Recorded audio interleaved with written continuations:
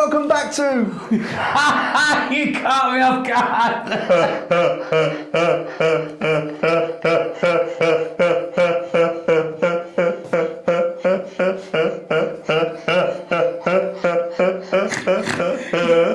Just try that again. You're gonna just... No, I'm good with that. You just caught me a little bit off guard there, John. Welcome back to Wine Mastery. We are going to taste a wine from the Lodi region in California. It is one of their classics. It's a Zinfandel, and we're going to taste it just after this.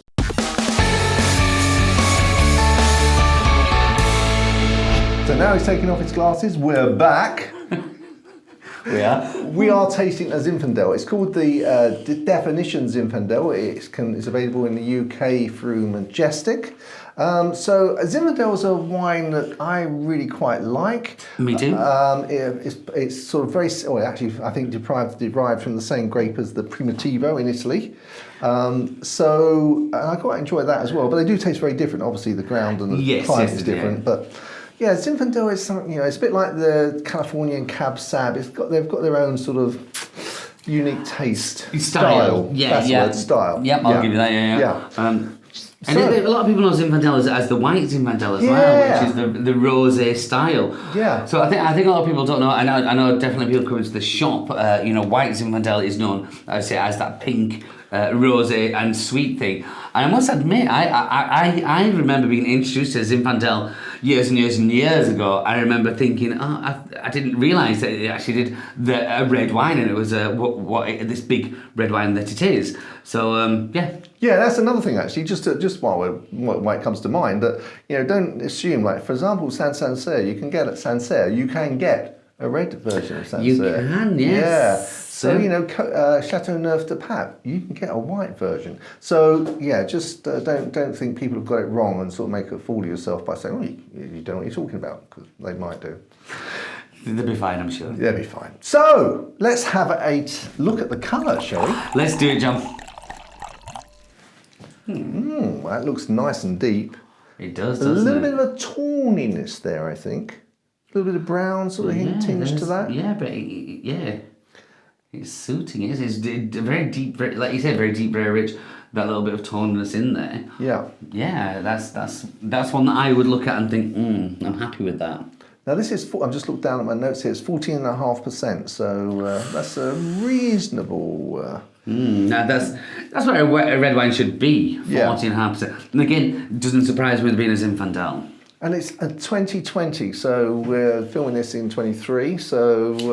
So a bit of age, not massively, not massive, no. Enough. Yeah, hopefully. Well, let's have a go on the nose. Okay. That smells nice. Oh, it does smell nice. It does.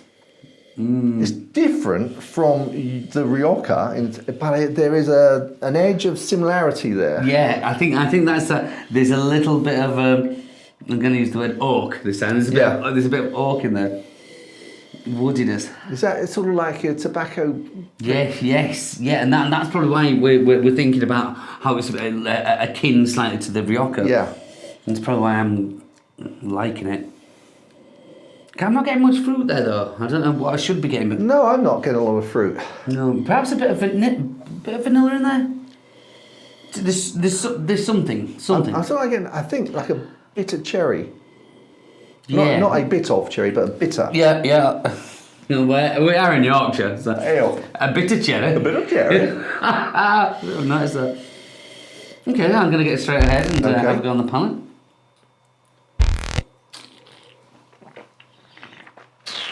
Oh, that's nice. It's rich. It's got that chocolatey richness, which I adore. Beautiful length there. Yeah, it has. And so the fruit comes in. It's very nice and smooth and rounded. And you think, I'm thinking, I don't really want to swallow this because it's really, really lovely. When you swallow it, the tannins just kick in the back of the throat there, but that then afterwards leaves the mouth feeling quite refreshing. Actually, quite my mouth watering for another swig. And that's where I think this hits you in three different ways. I'm finding, like you just said, the initial kind of lovely juiciness of the fruit there. Then the tannins come in and kind of poke around a little bit. Then you're left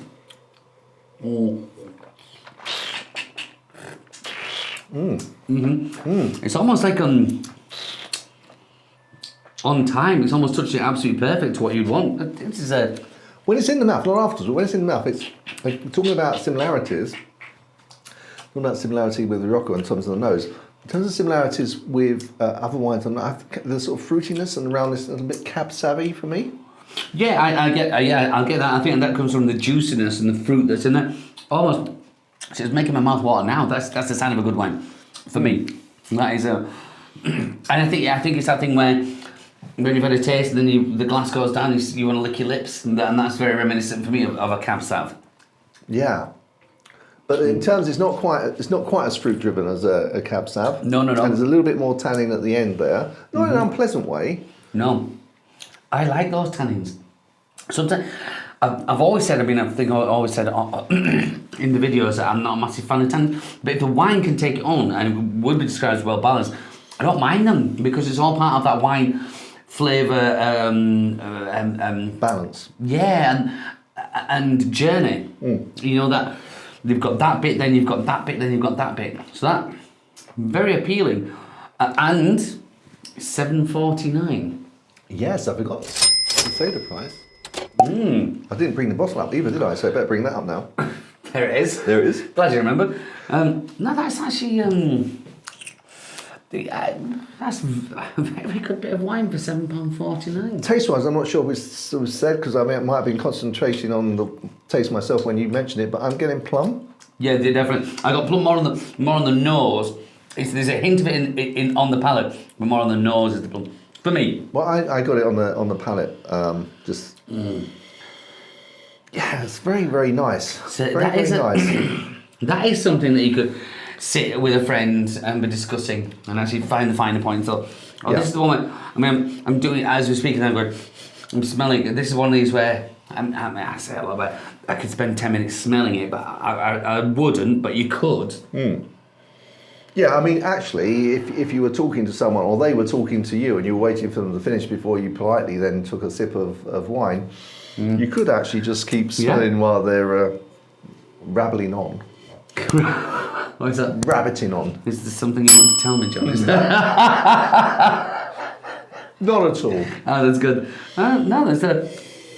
Yeah, that works. Again, I'm still doing that. It works well for me, Zon. And the other thing is $7.49. That is, taking that into account, that is very good value, isn't it? Yes. That is actually, at $7.49, I would describe that almost as exceptional.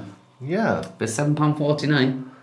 It is. It's a very classy wine for that price. I mean, we've tasted, I think, wines of north of £10, and actually we've tried to add them twice this price and not rated them at all. Whereas that, yeah. Yeah, there is something Rioja-esque about that, isn't there? I keep picking up on it, but not quite touching on what it actually is. Okay, well, let's move to Pairings. Now, do you want me to go first, or you already know what? I think I'm happy with it. Yeah, I think I'm going to go for a couple in here. Okay. The first one, as boring as it sounds, I reckon a decent bit of cheddar, probably cheddar gorge, would just match that perfect. Almost the rusticness about that and the power on that. I think that would go very, very well. But if that didn't float your boat, perhaps something like the old Amsterdam, an aged Gouda. Okay, when you say cheddar gorge, does that mean it's mild, medium, or strong? It can be all of those because cheddar gorge is still in cheddar. They're still made in cheddar, and they produce. I couldn't tell you exactly about it. There's a 12-month, an 18-month, a 24-month cave aged, so they can go all the way down the line. But I would probably stick with. Still with the early days, nothing too strong, because I would just be looking for the flavour, not the strength. So probably the 12-month-old where all that kind of farmhousey flavour is, but without being too strong that's going to kind of tickle your gums. Okay, so and if you're outside of the UK, then cheddar is actually an area in the southwest of England, which is where it gets its name from. Just obvious to us, but it might not be obvious I just love you. Okay, so I was actually struggling with this in terms of what I think certainly a steak would go okay with this. And then I was thinking, well, what else? Because some people don't like steak. I wouldn't necessarily have this with any white meats. Maybe possibly lamb, but I think lamb would be a little bit too fatty for this. So I'd stick to a beef dish, even beef casserole or something would be where I'd go with this. I can't think. Have you any idea? Well, when you say beef casserole, and as we're filming this, we're just coming into the autumnal part of Just 2020. We are. My mind has been quite a lot on that kind of weighty Comfort food. Yes, and I've been thinking a lot about stew of late. Yeah. So I think that, but beef casserole stew, either. Yeah, either. Okay, so and actually, I guess it's got the strength to go. I'm just trying to think. Where they say where it grows, it goes, and so I'm guessing things like burgers, it would go with. Ribs with the sauce, short ribs. Yep. Yeah, and maybe even honeyed ribs would yeah. So. Who's loving this? No, I get you 100%. It's got to be a kind of a red meaty dish, hasn't it? Of some kind. Yeah. Okay, so.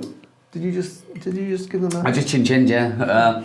So score. Score, okay. I don't like to be left out, I can tell. Yes. This is mine. Yeah, I know. Yeah, it's mine. No. Okay, right. So, you're going to score first. I'm going to score, and again, I know I say a lot, but the flavours that I personally found that are very nice. It's something I would definitely drink. Definitely something I'd have in the cabinet. $7.49. A very, very good price for what that is. So I'm going to give this a da. There we go. Okay, I'm going to go 84. I said 89. Oh, really? Mm-hmm. Okay. I think it's where that price came from. Sorry, where the score came from was the price. I think $7.49. In reality, $7.49 is a really, really good price. It is a very good price. For what we've picked out about that, what we've said about it, I think marries perfectly. Okay, and I think that probably where if you have a Tempranillo or a Rioja, you're quite critical of it, and because you know what you like, and I think that sort of Zinfandel is one of my favourite grapes, and I was just a little bit disappointed. It's a great wine, you're right. $7.49. It just didn't, for me, my personal taste buds, just didn't get, as you say, get it over the line in quite the same way. So that's why I've scored it where I have. Still, it's a very good wine. Now, for $7.49, yeah, I would buy it again. Sure, I would buy it again. We're getting there. We're getting there. Excellent. Well, guys, if you know any other Zinfandels that you'd like us to try, then drop us a line and we'll see if we can get hold of one and try and give it a review and give you a shout out in the process. Until next time, guys, when we're really looking forward to sharing another glass of wine with you. Chin chin. Chin chin.